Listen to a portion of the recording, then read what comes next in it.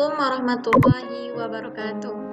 Apa kabar Ananda semua? Semoga anak-anak ibu semua dalam keadaan sehat walafiat. Amin amin ya rabbal alamin. Tetap jaga kesehatan, tetap berada di rumah, dan ikuti pembelajaran dengan seksama. Baiklah, sebelum kita memulai pembelajaran, alangkah lebih baiknya kita membacakan basmalah. Bismillahirrahmanirrahim. Adapun judul materi kita hari ini yaitu tentang besaran, satuan, dan konsep pengukuran. Nah, jadi di dalam fisika itu ada yang namanya besaran dan satuan. Adapun kompetensi dasarnya yaitu menerapkan prinsip-prinsip pengukuran, besaran fisis, ketepatan, ketelitian, dan angka penting serta notasi ilmiah. Nah, sebelum kita masuk materi tersebut, anak-anak ibu sudah tahu apa itu fisika? Sudah ada yang tahu? Nah, fisika tidak asing lagi di telinga kita ya. Nah, fisika itu adalah kumpulan pengetahuan yang mempelajari sifat dan gejala benda-benda di alam. Jadi, fisika itu juga disebut sebagai kumpulan pengetahuan. Nah, selanjutnya kita masuk ke judul materi kita, apa itu besaran. Nah, apa yang dimaksud dengan besaran? Nah, besaran ini merupakan physical quantity. Jadi, sesuatu yang dapat diukur memiliki besar atau nilai yang dinyatakan dalam satuan tertentu. Nah, misalkan ini 70 km per hour.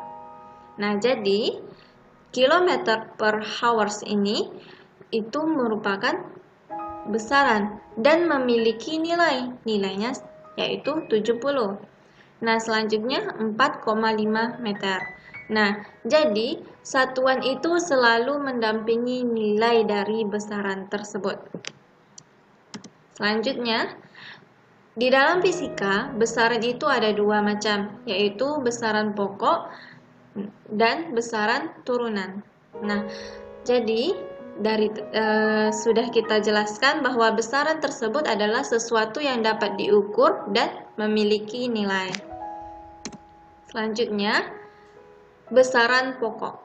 Nah, besaran pokok ini adalah besaran dasar yang telah ditetapkan terlebih dahulu dan menjadi dasar atau acuan dari besaran lainnya. Apa saja sih yang termasuk besaran pokok tersebut? Ananda bisa lihat pada slide berikutnya. Nah, besaran pokok. Nah, di sini ada panjang, massa, waktu, arus, temperatur, jumlah materi, intensitas cahaya. Jadi, pada besaran pokok tersebut memiliki satuan standar internasional. Jadi, satuannya telah ditetapkan oleh standar internasional. Seperti panjang, satuannya meter, simbolnya M. Massa, satuannya kilogram, simbolnya kg. Waktu, satuannya sekon, simbolnya S. Dan selanjutnya. Besaran turunan. Besaran turunan ini adalah besaran yang diturunkan dari besaran pokok. Misalkan, luas satuannya meter kuadrat. Lambangnya besarannya A. Kenapa meter kuadrat? Luas itu kan panjang dikali dengan panjang. Berarti meter dikali dengan meter. Makanya hasilnya dapatnya meter kuadrat. Dan begitu untuk selanjutnya. Nah, selanjutnya dimensi. Dimensi ini adalah cara penulisan suatu besaran yang tersusun dari besaran pokok. Jadi, setiap besaran pokok itu memiliki dimensi, di mana seperti panjang, dimensinya itu L. Waktu, dimensinya T. Massa, dimensinya M besar. Nah, jadi setiap besaran pokok itu memiliki dimensinya masing-masing. Nah, adapun contoh dari dimensi turunan, nah, bisa kita lihat seperti pada slide. Di sini ada kecepatan. Kecepatan itu adalah L. Apa L tadi? Nah, L itu panjang. Panjang di sini sama dengan artinya perpindahan. Nah, kecepatan itu kan perpindahan dibagi dengan waktu. Jadi dimensi waktu yaitu T. Jadi dapatkanlah L per T sama dengan LT pangkat min 1. Jadi besaran itu yang dijumlahkan atau dikurungkan harus memiliki dimensi yang sama. Kalau misalkan dia dibagi, tidak masalah kalau dimensinya tidak sama.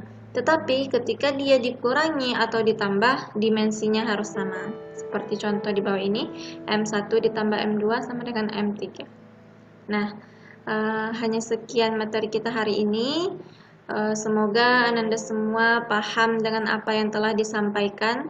Silakan lanjutkan dengan mengerjakan latihan yang telah Ibu berikan dan dikumpulkan hari ini juga. Semoga pembelajaran kita diberkahi oleh Allah Subhanahu wa taala. Wassalamualaikum warahmatullahi wabarakatuh.